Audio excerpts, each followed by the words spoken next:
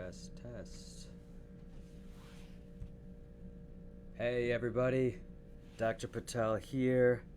Thank you for joining me on this week's Facebook Live.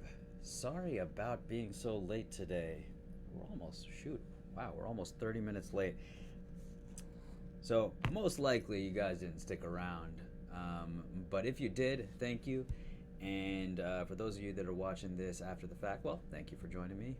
Non-live. But if you enjoy this video, please like it, share it with your friends, share it with your enemies. Today we're going to be going over a topic that I think is actually really important, which is what are the facts and myths associated with regenerative medicine.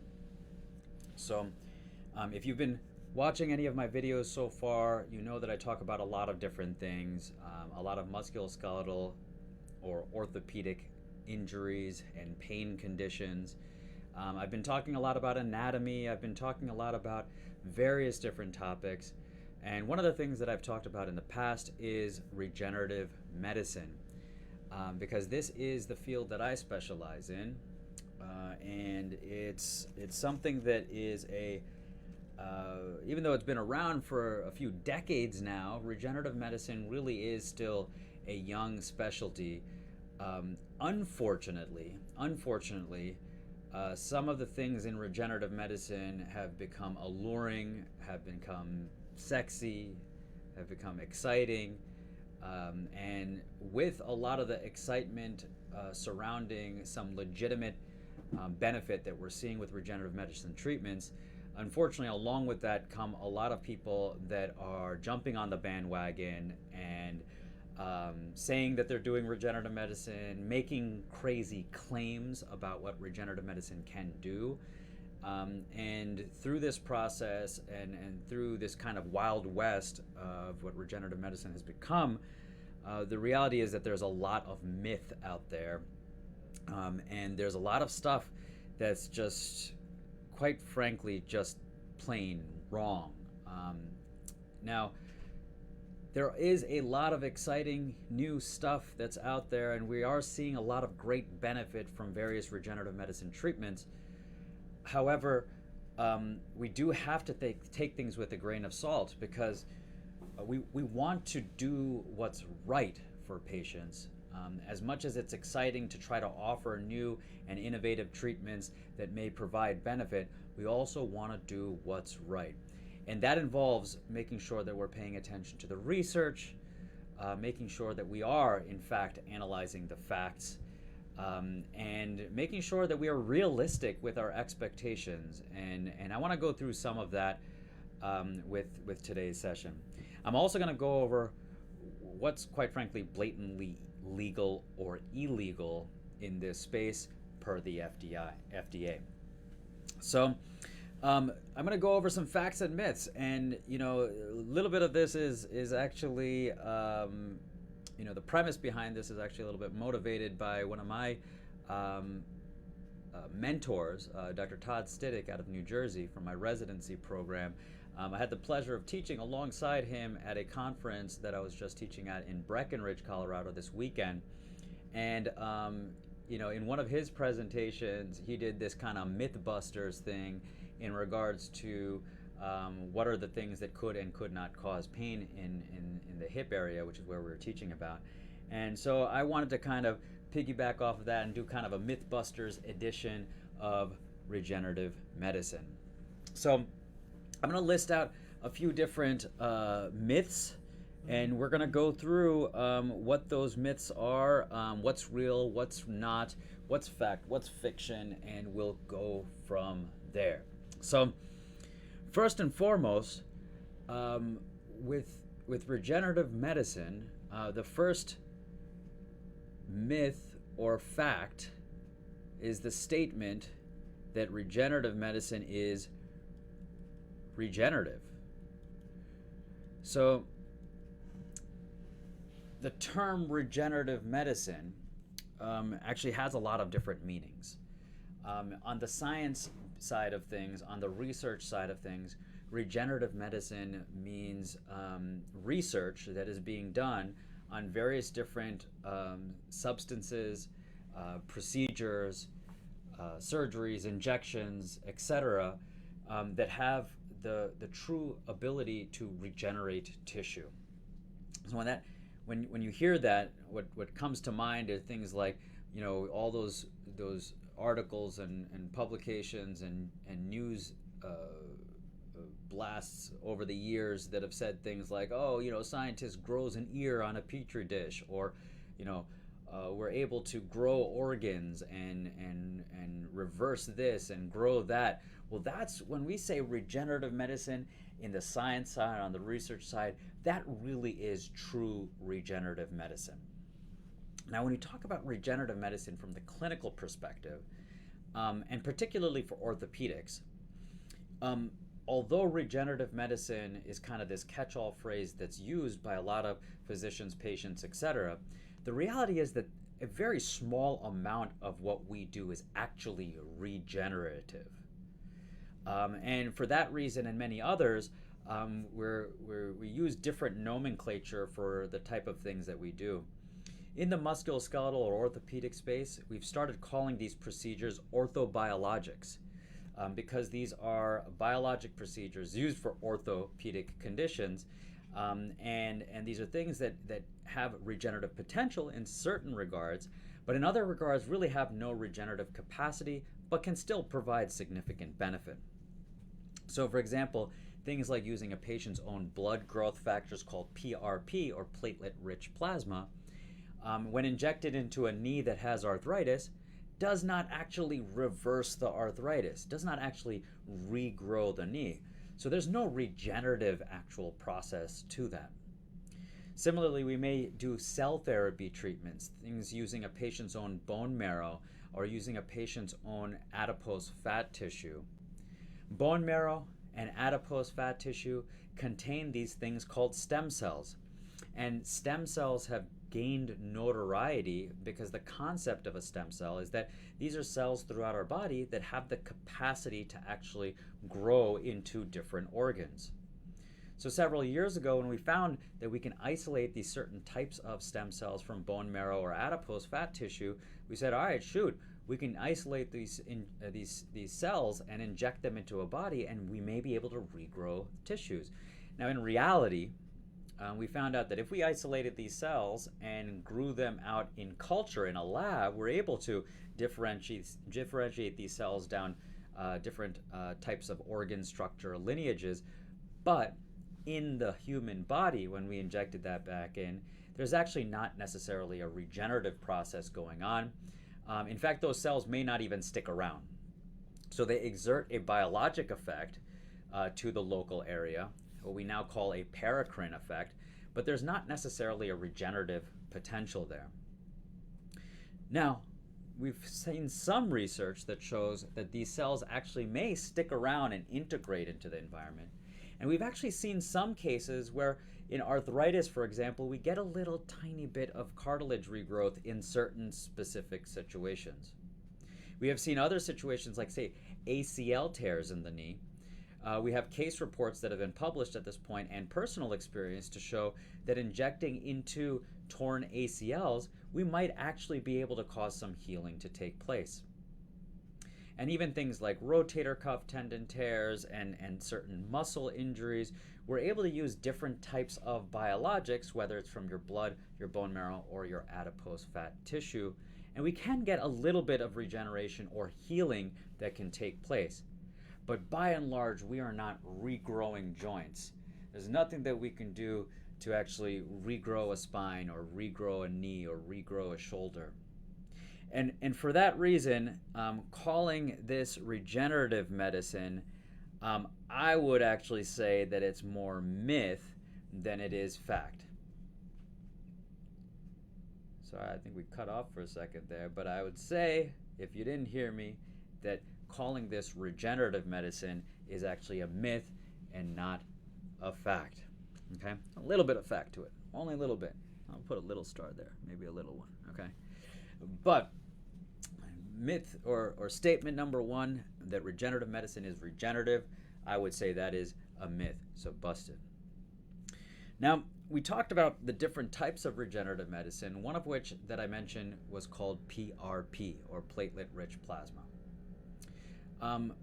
Now, one statement that I hear all the time is, whether it's for PRP or if it's for bone marrow or adipose fat tissue, but I oftentimes hear this for PRP more than anything else, but I hear that a patient comes to me, or a patient says, you know what, I went to my orthopedic surgeon, or I went to my pain doctor, or I went to my this, that, or the other thing, my physical therapist, etc., and they said that PRP does not work. So the next statement is that PRP doesn't work. Doesn't work. So here's the interesting thing about this one. This is a statement that is both fact and myth. So how is that possible, right? How is it possible that this type of statement that's so blatantly one-sided can be both fact and myth? Well, the reality is that that is absolutely true if we think about the context that it may be in, okay? Or it could be absolutely false depending on the context that it may be in. So saying something like PRP does not work is like saying that antibiotics do not work. Well, number one, what are we trying to treat? Number two, what is the cause of that illness? And number three, what is the antibiotic that you're talking about, right? So saying that antibiotic does not work, well, now, are we talking about a urinary tract infection? Are we talking about an upper respiratory infection? Are we talking about a pneumonia? Are we talking about, what exactly is the illness that we're talking about? All right, number one. Number two, well, are we talking about MRSA? Are we talking about a bug? Are we talking about a virus? Are we talking about a bacteria, a fungus? What is the thing that's causing the illness? All right, that's number two. And then number three is, what antibiotic would be beneficial or not, right? So just saying antibiotics don't work is the same thing as saying PRP does not work, because certain antibiotics could be really good for certain bugs for certain conditions. Other antibiotics can be horrible, right? For a viral condition like COVID, for example, an antibiotic is going to be worthless for that, right? But for a bacterial meningitis, well, the certain type of antibiotic could actually be really good for that, as long as it's matched towards the bug that's causing the meningitis. So to apply that to orthopedics, PRP doesn't work. Well, are we treating knee pain due to osteoarthritis? Well, then maybe a certain type of PRP may be better for that. Or are we dealing with a full thickness retracted rotator cuff tear, where there's no piece of that rotator cuff tendon left, and that's what's causing weakness in the shoulder? Well, yeah, no amount of PRP that you put into that shoulder is going to regrow that rotator cuff or improve that weakness. That is the wrong treatment for the wrong condition. So when saying PRP doesn't work, it really depends on what exactly are we dealing with. Now, it gets even more detailed than that, because there are actually different types of PRP. And the research for this is still in evolution. Looking at the research for tendon issues like tennis elbow, there's some pretty solid randomized controlled trials, level 1 evidence that suggests that PRP that contains white blood cells in it might actually be really beneficial for these tendon injuries that are chronic. Now, we're learning for joints like knee arthritis, well, maybe removing these white blood cells might be a better option for these knee arthritis cases, and depending on the condition, maybe a higher concentration of the platelets might be more necessary. So we're now realizing that PRP does not equal PRP, does not equal PRP, does not equal PRP. Just like one type of antibiotic is not equal the others, right? We're realizing that there are different types of PRP, and now it's a matter of matching the correct type of PRP to the correct thing that's causing pain, dysfunction, etc. So when an orthopedic surgeon or a physical therapist or a pain doctor says that PRP does not work, well, they might be absolutely correct. Why? Because they're seeing patients that got whatever PRP for whatever condition, and they're seeing the patients that have failed that treatment. Now, did they fail that treatment because it was, the wrong type of PRP for the condition, or did they fail that treatment because it was the wrong condition that should not have been treated by PRP in the first place? Either way, those patients failed PRP. So from that healthcare practitioner's standpoint, PRP does not work. The other concept is that a lot of surgeons that see people that have had regenerative medicine treatments might have been told wrong things. Expectations were inappropriate, or straight up lies may have been told. Because I've seen a lot of patients that went to their orthopedic surgeon after they got a failed treatment of regenerative medicine, when it was an injection of something that may not have any research associated with it, injected God knows where with no image guidance, for a condition that may or may not have been applicable for, and maybe that patient was told that I'm going to do this injection and I'm going to regrow your knee, right? I'm going to regrow your cartilage. I'm going to give you a brand spanking new joint back. And those false lies that are told to patients, right? See my statement number 1, that regenerative medicine is regenerative, right? Maybe somebody was told the wrong thing, and now the surgeon is getting the perspective that, hey, I was told that I was going to regrow the joint, and the surgeon's like, no, you absolutely did not regrow your joint. These regenerative medicine treatments do not work. So for that reason, yeah, the reality is this statement is true, that PRP doesn't work, that regenerative medicine doesn't work if it is used in inappropriate ways for the wrong conditions, and it doesn't work in terms of regeneration, as we've already established. So, but this statement is still a myth, because we're having growing evidence in support of PRP for various different conditions. We're somewhere in the mid-30s at this point in terms of number of clinical trials that show that PRP is better than cortisone, hyaluronic acid, placebo injection for knee arthritis. We're seeing more research for other conditions, level 1 randomized control trials for tennis elbow, for tendinopathy of the outside of the hip. We're seeing growing evidence for things like meniscus tears in the knees. We're seeing some evidence for things like rotator cuff. But we're also seeing evidence on the contrary.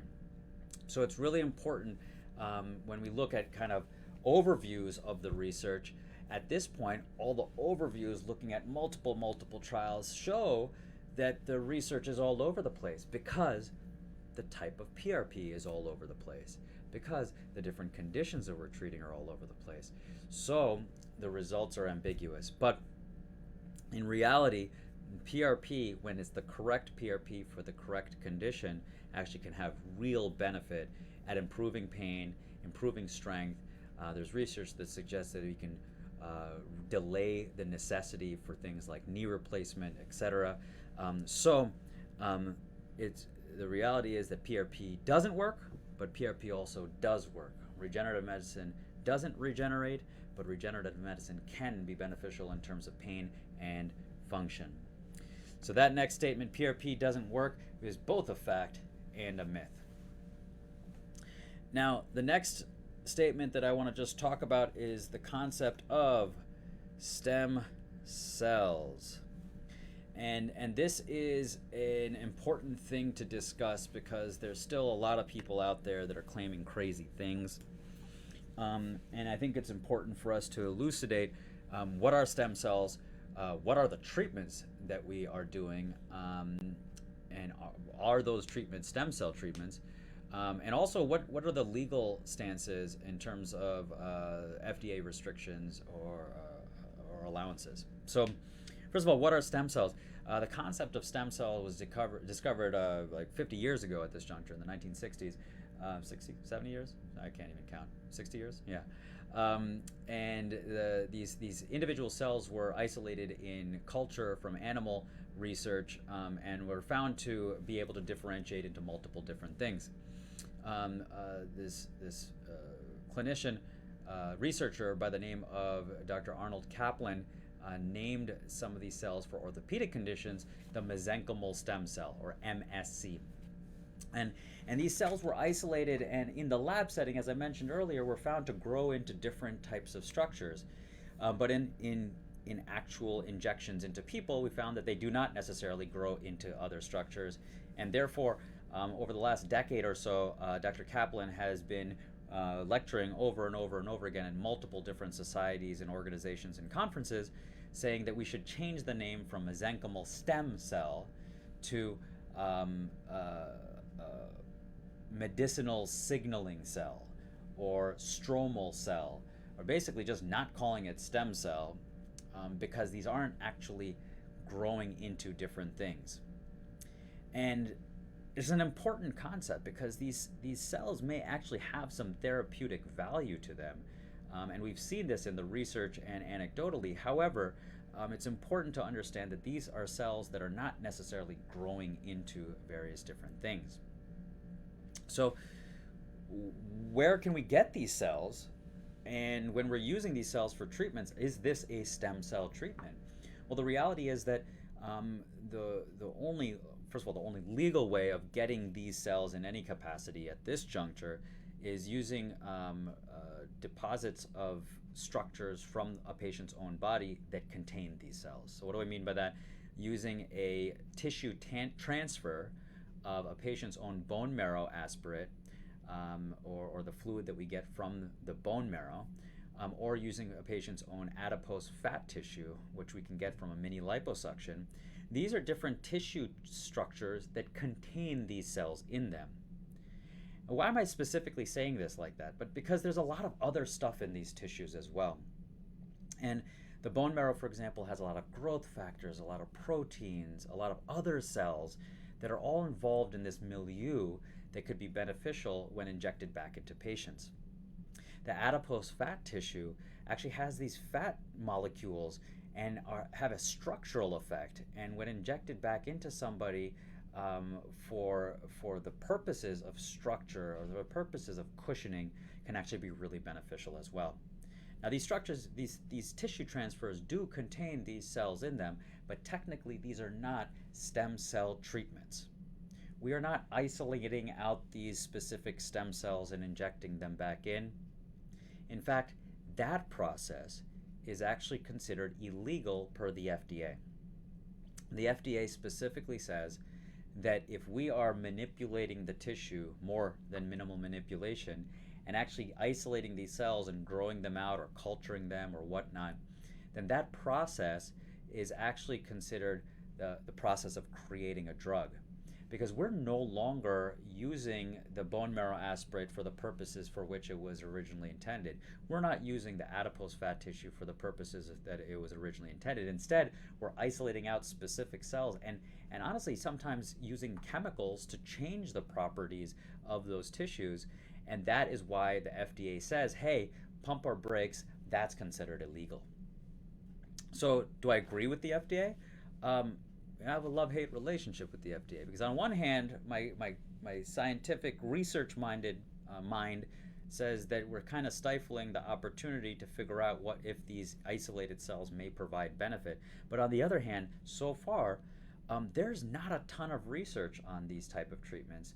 Well, the research that there is out of the country. There is some research that shows that there may be some benefit, particularly for things like knee arthritis. But quite frankly, you know, the manipulation of these got sensationalized, and there were a lot of clinics, and there may still be clinics, but there were a lot of clinics that at one point were isolating these cells and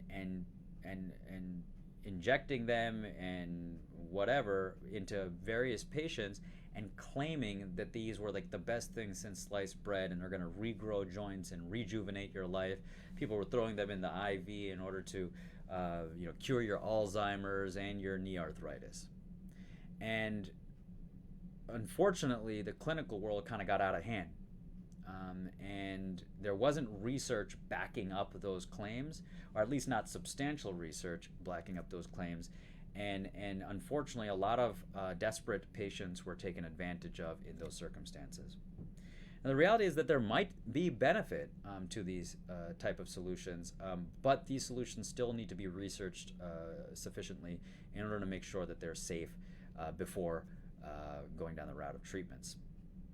So for that reason, we stay away from doing isolated stem cell treatments, and we provide treatments using a patient's own autologous biologic tissue transfers. These cell therapy treatments contain cells in them, but there's a lot more in it that can together provide significant benefit. And these substances, bone marrow aspirate concentrate specifically, and to a lesser degree, the microfragmented adipose fat tissue, do have some growing research in support of.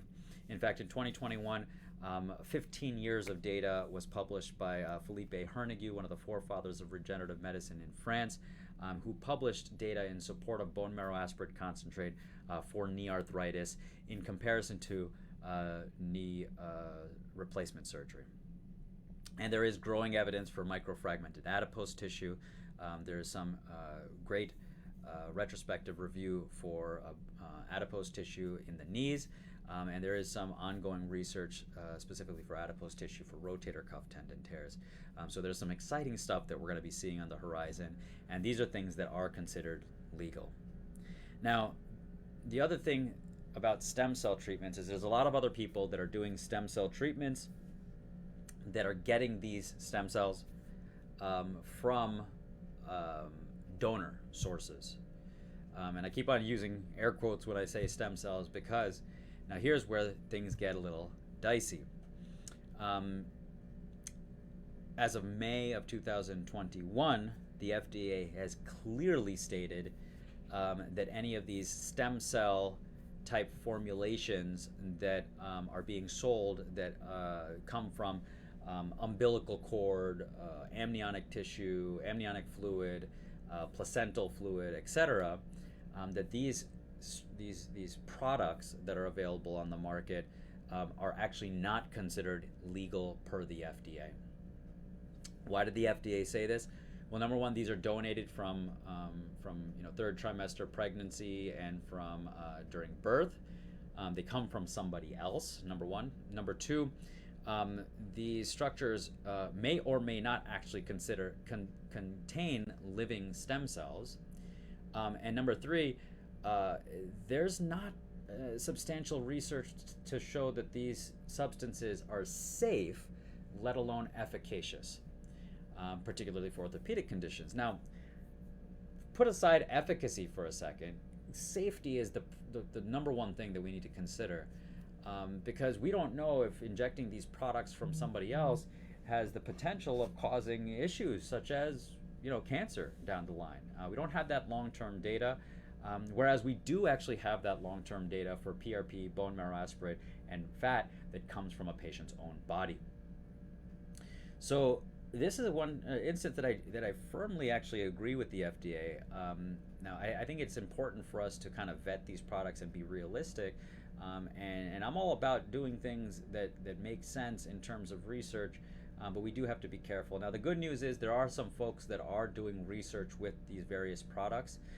Anecdotally, I'll tell you that we've seen some patients that have had benefit from these products.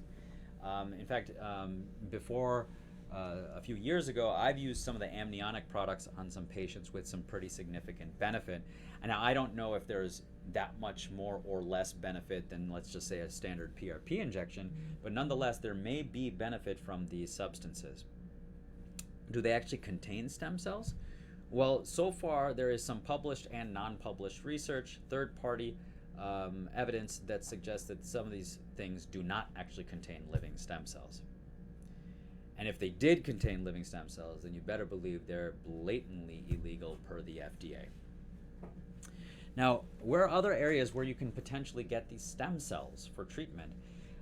This is one thing that came up this week with a consultation that I had with a young man who ended up having a stem cell treatment that provided some benefit in terms of pain relief.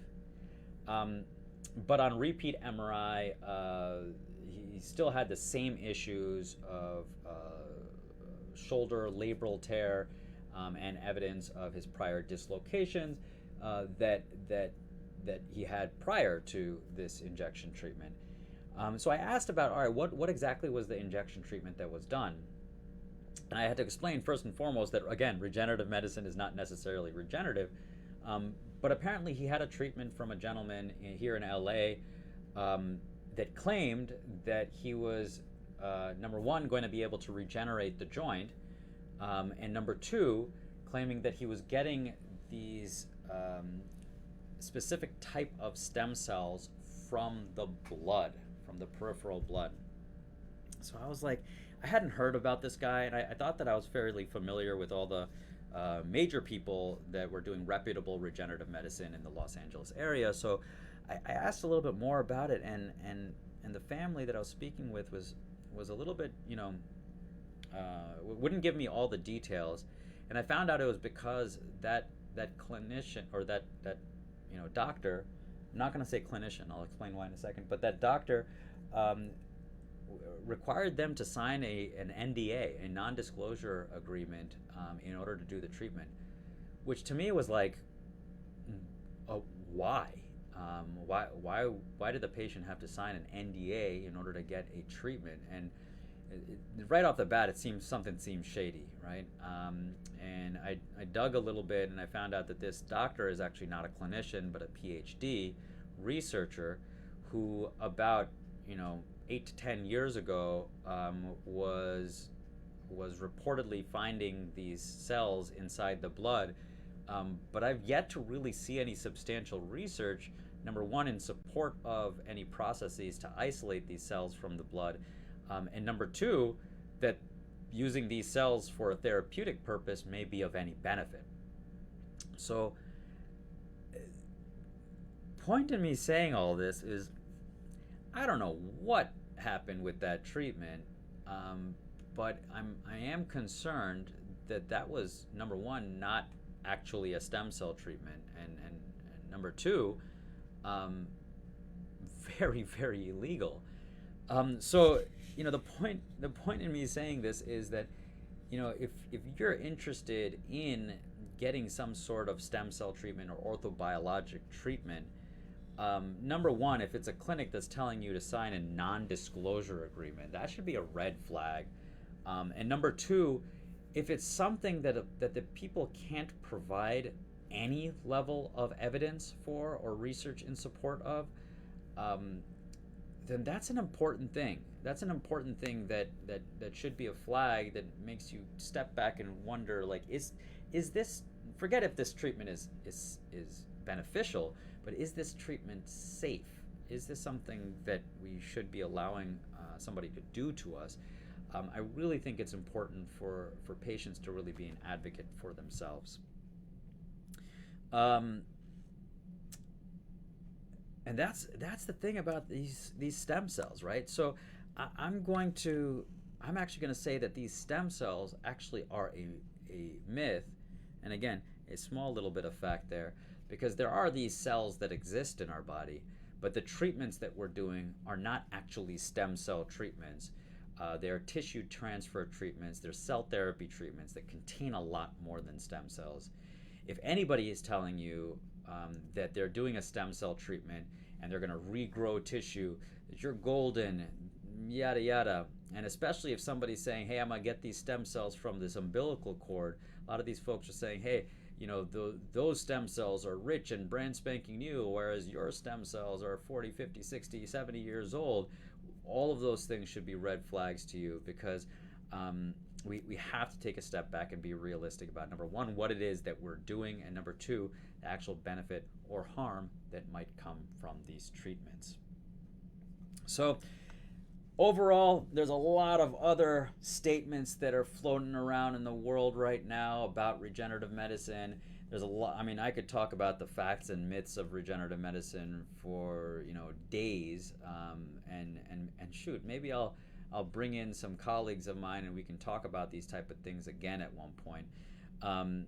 But the top three regenerative medicine statements that I wanted to fact check today were that regenerative medicine is regenerative, which is mostly myth, partially fact.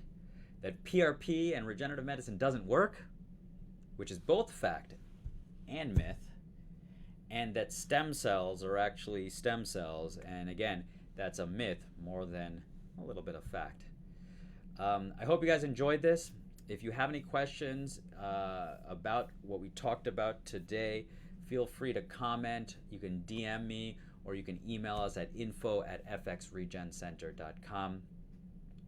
If you liked this, please like, share it, spread the wealth, spread the knowledge. I think this is so important for people to recognize. If you're thinking about regenerative medicine treatments in any capacity, I think this is going to be a valuable episode for you to listen to and share amongst your friends and colleagues. I wish you all the best. If you have topics that you want me to discuss, then please hit me up, contact me, and then I can go over things on a future date. I hope you all have a great weekend, and I'll see you next week.